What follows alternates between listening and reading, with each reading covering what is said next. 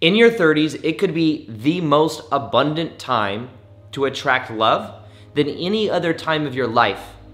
And for some people, it is.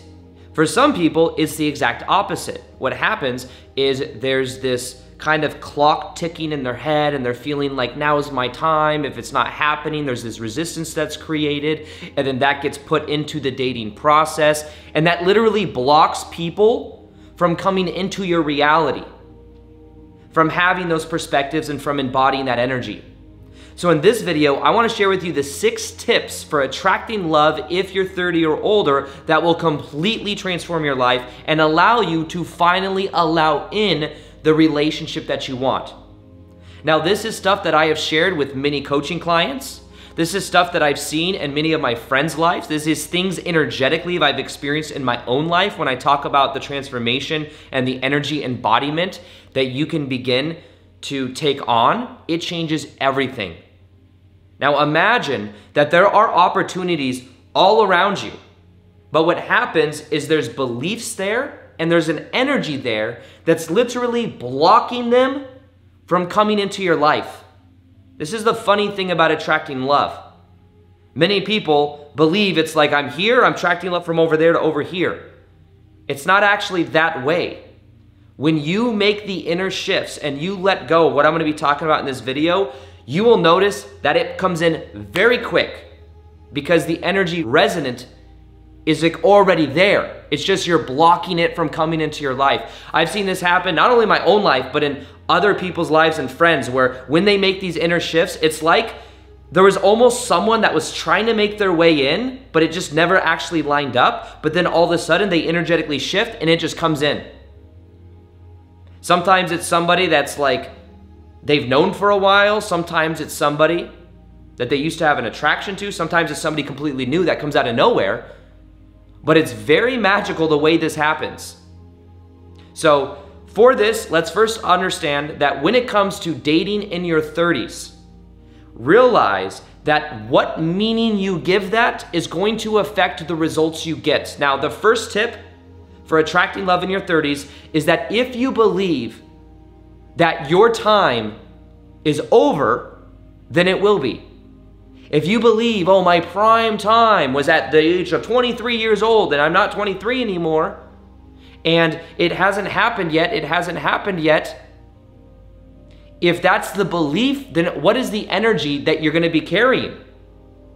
Now, this one thing alone, I have seen shift so many people's lives, is understanding how much your belief about how you show up in dating affects your ability to attract love, your ability to attract in new opportunities. So if you believe now was my time, and now in your 30s, you're probably more authentically you than you were in your 20s. Think about that. If you were to attract love in your 20s, when I think about when I was like 20, 22, I was kind of an idiot. I was very much like, I could tell when I was 20, 22, I was very much looking for validation. I could tell when I was 20 or 22, I did not know who I was. I was working selling women's shoes at Barney's, New York in Las Vegas. And I would get into relationships with people that just felt comfortable, it just felt familiar to be in. And I would always attract a relationship that was a reflection of my energy back in my 20s. So for example, I worked a 9-to-5 job I hated. Guess who I'd date? I would date women that also worked 9-to-5 jobs they hated.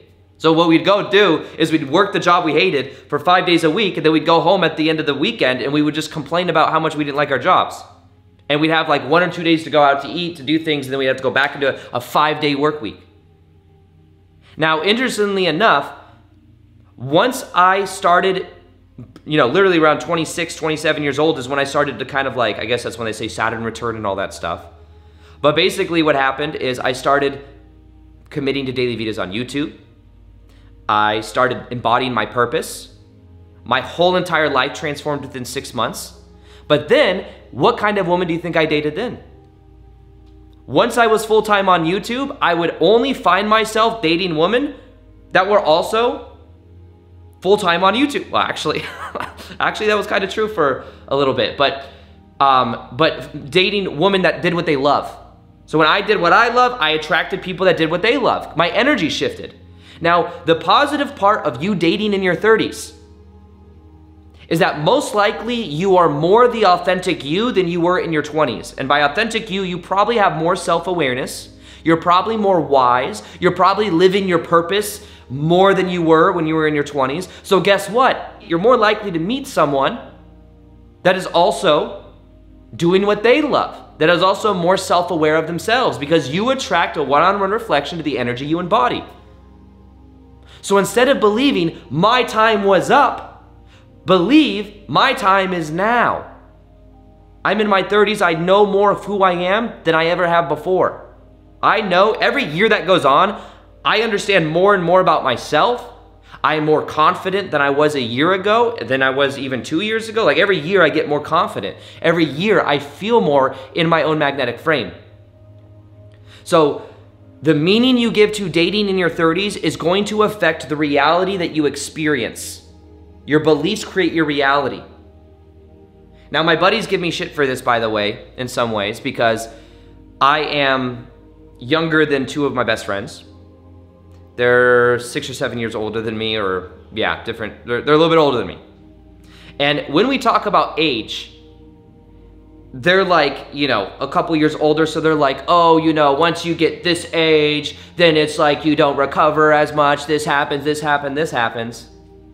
You'll understand then, because here I am with all of this. I have so much energy. And they're like, oh, that's gonna, you know, they're not trying to like gaslight me or make me feel like, oh, it's gonna get so bad. But funny enough, one day we were talking, they were talking about age and stuff. And I said this, and they're like, easy coming from you who's like much younger than us. But basically, I have this idea that like, based on what your beliefs are about aging, goes into how you age.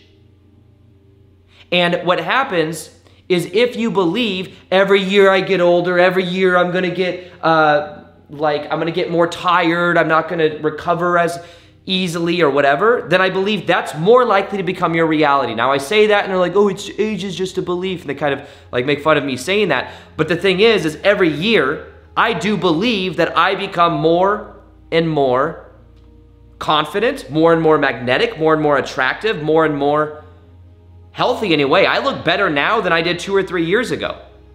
Like my physique, I choose to believe that. And because I believe that, not to say something can't happen and there can't be a little hiccup here or there. I'm just saying in general, if you believe that every year it's gonna get worse and worse and worse and your health's gonna decline worse and worse and worse, then guess what? It'll accelerate that process. So your beliefs about age, I do believe, affect how you respond. Now, I will say as well, though, I see people that try to escape age, right? They're like, there's like certain biohackers and stuff. They're like, oh, don't age, do this, do that. And it's almost like the more they do, the quicker they age because they're resisting their aging process. I think getting older is a beautiful thing. And if the more you own it, like here's the thing, the more you own your age and like getting older and seeing that as a benefit, the more confidence you're gonna embody, the more people are gonna feel that off of you. It's like a freckle or something, if it was on a certain part of your face and you're like, oh, everyone's looking at my freckle. Everyone's looking at this. Ooh, they don't like me. They said something kind of weird. Maybe it's because of my freckle. Then your energy kind of shrivels up and then people feel that energy off of you. But if you own your freckle, you embody a different energy. So one of the main parts of this is understanding how you carry your energy is being emanated out and other people are feeling that. Now, if you thought that was powerful, then this next tip is the one that I've seen so many times, giving this to thousands of people in coaching programs, friends even. And I've noticed that when people begin to embody this tip, it completely transforms everything. And it's very simple. When it comes to attracting love, what you can begin to do is to let go of it even happening. Now, as I say that, you might be like, what do you mean? I want it to happen though, Aaron. What I'd like for you to do is to even observe the belief that it has to happen at all. Now, the reason is because What happens is we believe it needs to happen, and then we put pressure on ourselves, and then we're looking around. If it's not happening, then we create more and more resistance. I have seen so many people that when I tell them to enjoy the present moment and to let go of it happening and to enjoy the process of being single, as they do that, as they shift, opportunities just start coming in. Because energetically, there's no control in the process. I noticed in my own life, there was a period of time I went through where I was like looking or wondering, like, what's wrong? Like, here I am embodying my purpose, and I felt like there was some energetic block. There's something going on. Why isn't this happening? And then I would like push myself to like go on dates or to put myself out there in many ways. And I realized the more I would try, the more I would resist. It was freaky. When I let go of even trying and I started to enjoy being single, it was crazy the amount of opportunities that came in like that. And all I did was let go of the outcome. And before, it was funny. It was like I thought I needed a relationship, so I was like looking for it, wondering who's it gonna be, blah, blah, blah. Deep down, there's a part of me I think that was looking for validation as well. But once I let that go, and I realized that though other people do not have the validation I'm looking for, only I have it. But what happened is I started to appreciate my own energy. I started to realize how much I love being alone in my own house. Before, I always would try to resist it because I was trying to resist feeling whatever I was feeling that was representing to me. Then what happened is I realized how much I love being in my own energy at the end of the night, studying things I'm studying. I had a new level of appreciation where I realized, you know what, I thought and believed I needed this. I don't need it. It might be nice, and whenever it's meant to happen, it will. But the funny thing was once I shifted into really appreciating my own energy and realizing how much I love being in my own frame, being in my own energy, the freedom I have to go do what I want when I want to do it. There were some times I was in relationships and I would notice that it would take energy, a certain level of energy that sometimes after a while become kind of like a lot to maintain. And I'm like, you know what? I have this complete freedom. And I know right now as well that this is a phase of my life of like building this new era where I'm doing live events and I have all these things planned for the year. It's like a new era for me, but it's like, oh, this is actually so easy. This is so empowering. This is so fun. I started to associate being single with I'm not worthy or it's a aloneness. I started seeing it as more of like, I changed the meaning of it, reframed it, let go of the outcome and started to appreciate myself. And as I started to appreciate myself, it changed the way I was embodying that energy. The third tip for attracting love in your 30s that I've seen hold back a lot of people is people believe that they need to be completely healed in order for them to attract love. Now, in many ways, I see how this belief could be there. I've had times where I'm going through my own stuff and I'm like, well, if you only attract an equal reflection of where you are and I could tell there's still some stuff I need to heal on the inside, then what I would do is I would block out and almost like energetically believe that it was like a belief that I'm not there yet, I'm not good enough yet, I need to heal more before I can do that. I've seen this happen and hold a lot of people back even in different areas of their life too. It's like, you know, people want to be on YouTube. And back in 2017, before I got on YouTube, I felt like, who am I to be on YouTube? I need to heal more. I need to learn more. I need to make more money so that then I'm embodying a different energy so that people actually want to listen to me. But that wasn't actually the answer. The key was me leaning into that of the intimacy of making videos, the intimacy of a relationship, and realizing that the way you heal is through relationship.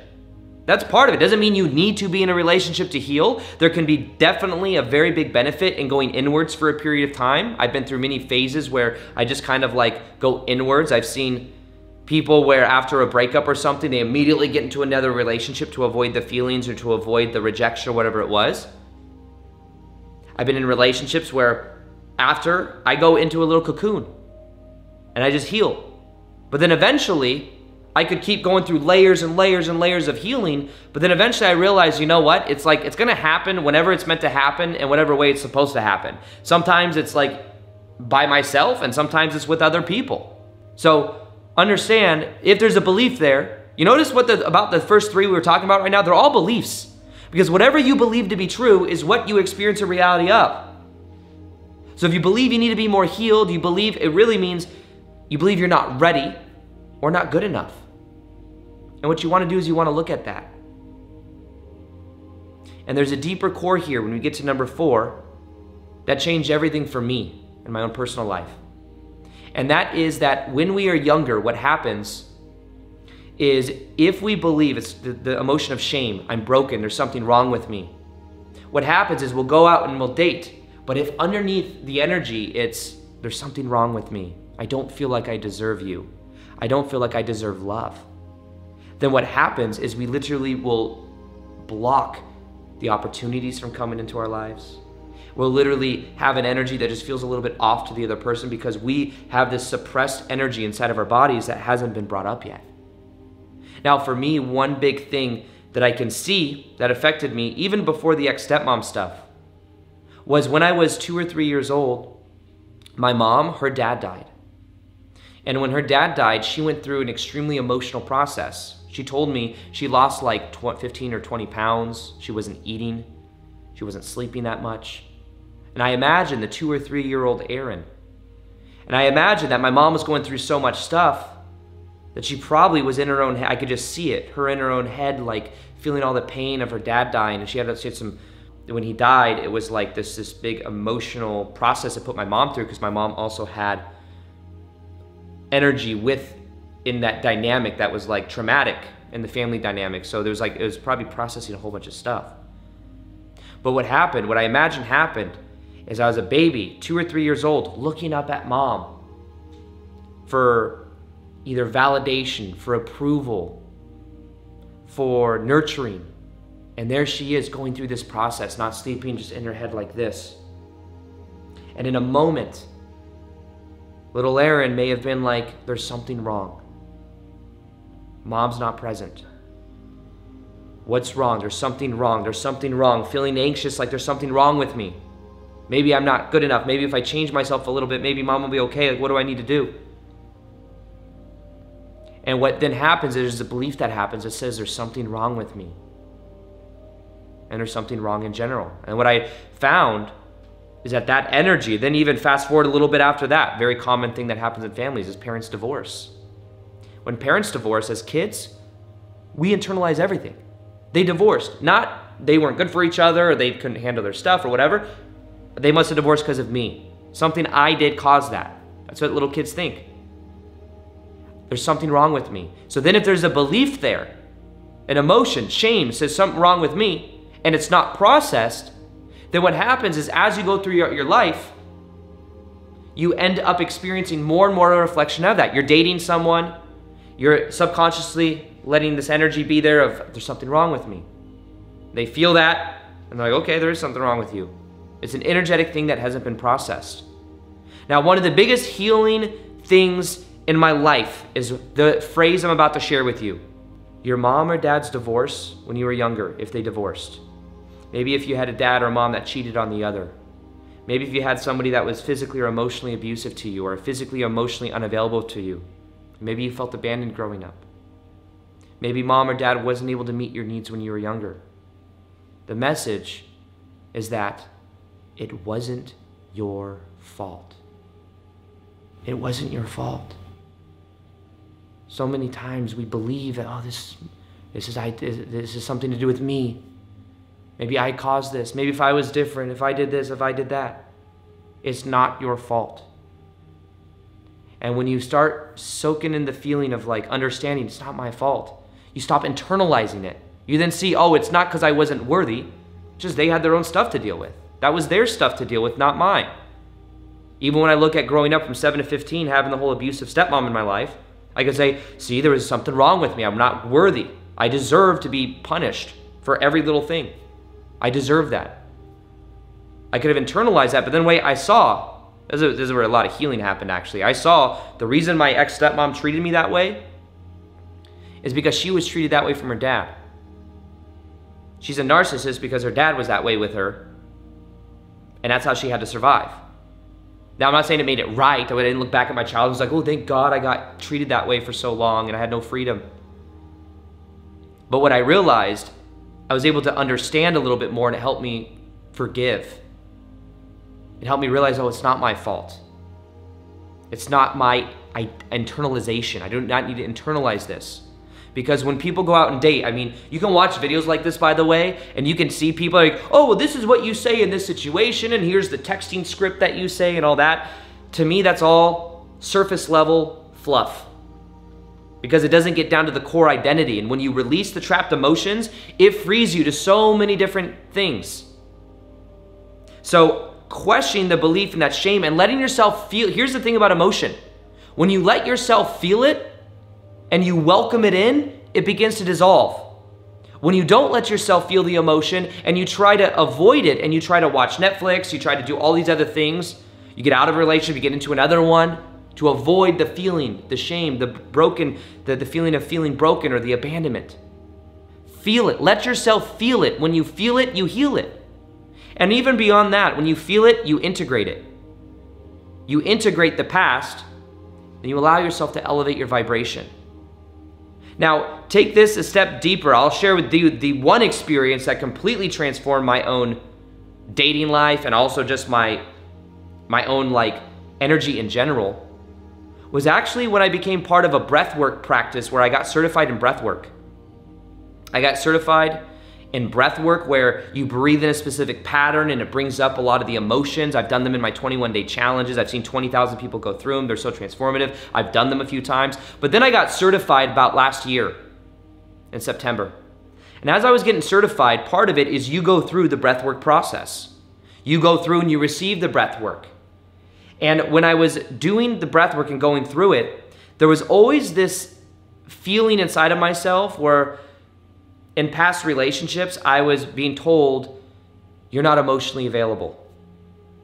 And I get told that, and the funny thing, the interesting thing was, it was almost like, I don't know if this is a similar energy, because I know that like, business for me has always been a priority because I love my business. I love what I do. And I do focus a lot on my business. So sometimes in relationships, I'll be with someone that's like, you know, they like during the day, I'll be focused on my business because also I work from home. So like, there's always an interesting thing because most people go to a 9-to-5 job where they leave the house and then they come home and they don't have to think about work. When you work from home or you travel, like I'm like kind of always working in a way because I don't have like a 9-to-5 place that I go.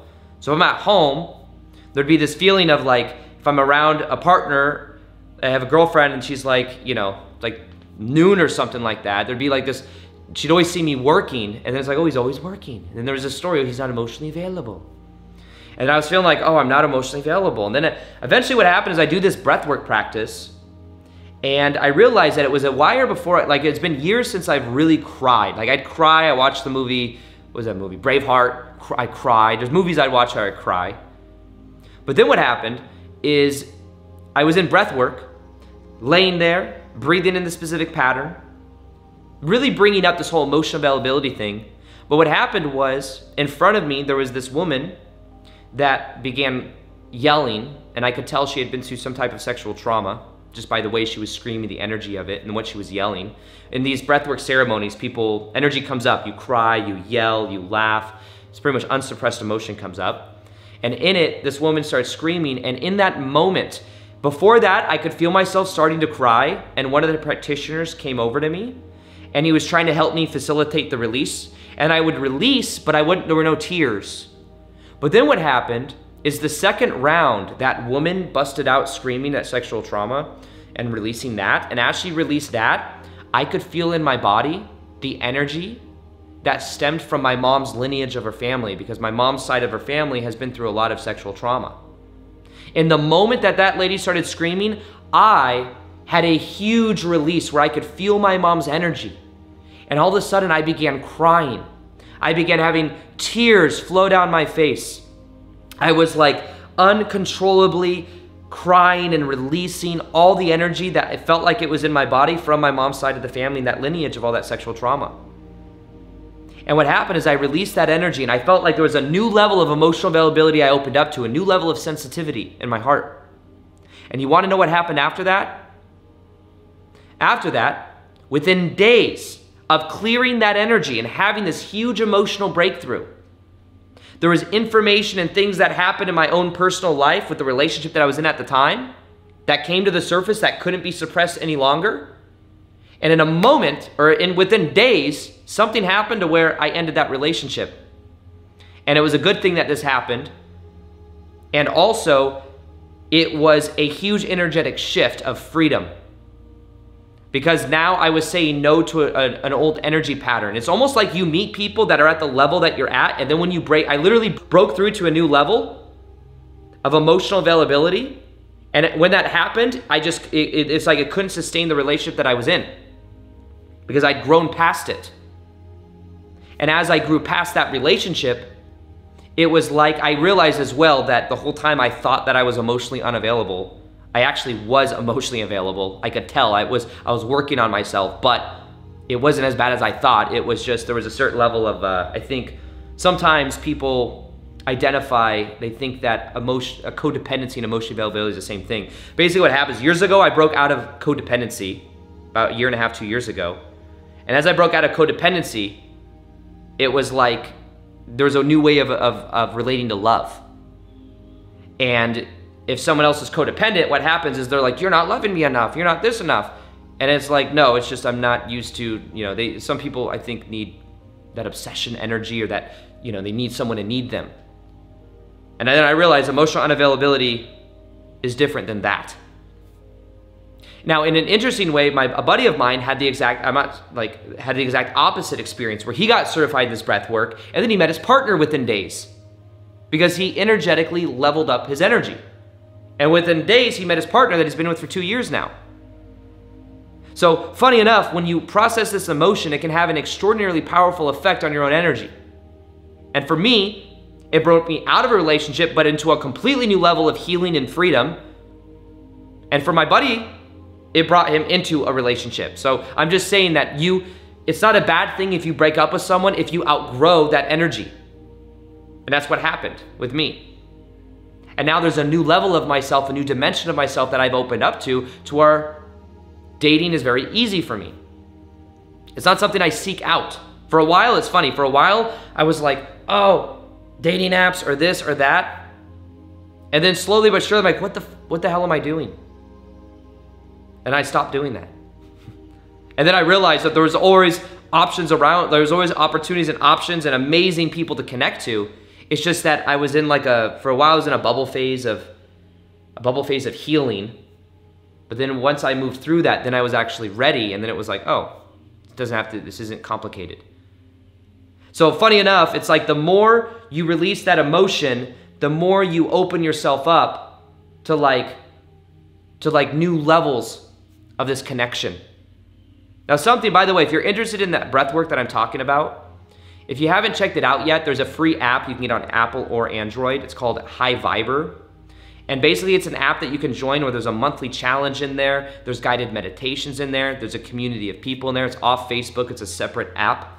And to join, you can just download it on Apple or Android. But monthly challenges we do in there, and occasionally we do breath works, that breath work that I'm talking about. So if you want to join it, I'll link it below as well. But I'm now putting a lot of energy into this app that I used to have that I'm putting all my energy back into. And it's gonna be fun for us all to collectively raise our vibration together. And the main thing with that, by the way, is live activations and meditations. There's a power to group energy that when we do, changes everything. Now, the fifth thing I wanna share when it comes to attracting love in your 30s is sometimes what can happen is there's a certain level of pickiness. And sometimes having a standard is a good thing. At the same time, having a standard, what I realized in my own life is there was a time where I could tell that I was blocking potentials for coming into my life because I was being so picky. Like, think about it. You might have a list of the ideal partner. And what I would recommend you do is instead of having a list of your ideal partner with all these like physical traits and all these things, you just gotta be this color of eyes, this color of hair, blah, blah, blah, blah, blah, blah, blah. What you wanna do instead is think of the energy and the values that you have and that person resonating with that within yourself. So think about it like, what I realized I was doing for a long time is I would have this ridiculously high standard where it was so many crazy things. On one hand, I had this belief that like she needs to be spiritual. She needs to like be into this kind of content, into this kind of inner work. At the same time, she needs to not know who I am. She needs to like not until she meets me or whatever. Then which I'm in the spirituality, like, you know, there were so many weird things that were like rules that I could tell were just limiting the options more and more. But what happened is, what I then did is I started seeing dating as a way of like getting feedback, seeing what I like, what I don't like, what I resonate with, what I don't resonate with, what's important to me, what's not important to me. And as I stopped judging the woman I would date, it's like as I was judging them and having this really picky checklist, I was attracting people that also had a very picky checklist or lots of judgments. Or they would just feel that energy of that judgment coming from me, and it wasn't attractive to them. So what I'd recommend you do is focus more on the qualities that you want them to have, on the values you want them to have, and then to embody those yourself. And what happens is, as you're not judging so much, you'll find that was a huge epiphany for me, is I realized that also that pickiness was a defense mechanism from intimacy. Because the more specific I could be, subconsciously, it was like I was avoiding getting into the relationship or meeting a person, because there was that was like an armor in a way. So one thing I highly recommend you do is not be so picky. But at the same time, have a standard. Don't waste your time with like being in relationships with people that aren't choosing you. Don't waste your time. And at the same time, enjoy the process, enjoy the moment. Now, if you thought that was powerful, the most important thing of this whole entire video, if there's one concept that changes your life more than anything else throughout this video, understand that the energy that you embody is the reflection that you attract. So in your 30s, if you think of it as a disservice to be in your 30s, if you're kind of self-conscious about being in your 30s, if you feel like your time's going out, the energy you embody is very different than realizing this is your time. You are more authentic and more in your expression than ever before. Realize the degree to which you can embody that love now is the degree to which you experience a reality reflection of it. One of the most powerful meditations, the most powerful meditation I have, that has over 6 million views and tens of thousands of comments from people saying they attracted love using it. I'm not even kidding. You can check it out by clicking the link right here. Do this meditation for 21 days. Read the comments so that you believe it can happen for you too. And as you embody that energy, watch how much your life changes. It's right here.